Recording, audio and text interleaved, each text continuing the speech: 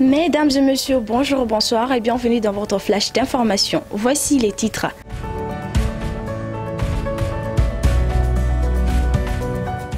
L'armée nigérienne et l'opération Barkhane ont mené des combats contre une organisation terroriste à Miam, près de la frontière malienne.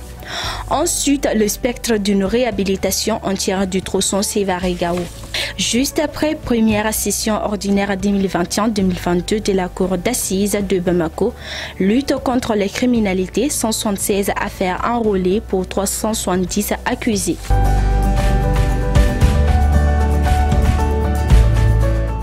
Bonjour mesdames et messieurs, merci d'avoir choisi Rota TV pour vous informer. L'armée nigérienne et l'opération Barkhane ont engagé 10 marches de combat contre une branche de l'État islamique au Grand Sahara IGS. Les affrontements ont eu lieu à Miam, une localité nigérienne près de la ville d'Andera-Boukane dans la région de Minaka au Mali. De sources locales, plusieurs morts ont été enregistrés de part et d'autre. Le porte-parole de l'opération Barkhane au Tchad a confirmé que l'armée française a apporté un appui à l'armée nigérienne à Miam. Cependant, il demande l'intervention de l'armée française sur le territoire malien. La même source a souligné par ailleurs que 2 suspects ont été arrêtés sans donner plus de détails. Ensuite, alors que l'incertitude continue de régner sur la praticabilité de la route Sévaré-Gao pour cause d'insécurité, les plus hautes autorités font mine de juguler les pénibles tracasseries logistiques qu'affrontent les usagers pour joindre les 2 bouts sur ce tronçon. Le dernier Conseil des ministres a été ainsi sanctionné par une mesure accueillie avec la plus grande euphorie. La décision du gouvernement de casser la tirelire publique pour rendre effectifs les travaux de réhabilitation d'une infrastructure routière très vitale dans les échanges entre le septentrion et le reste du pays.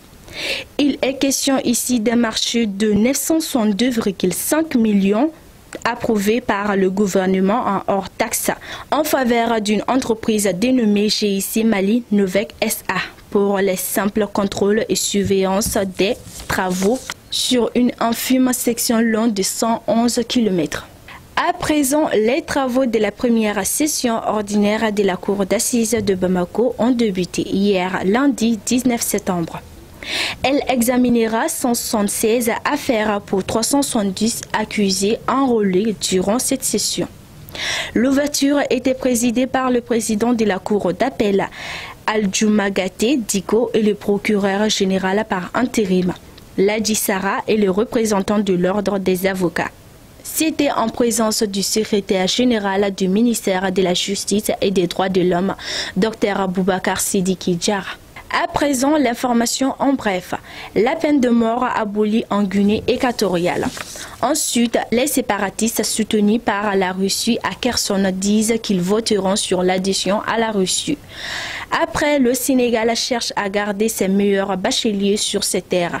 Et pour finir, au Tchad, le chef de la diplomatie démissionne en plein dialogue de réconciliation.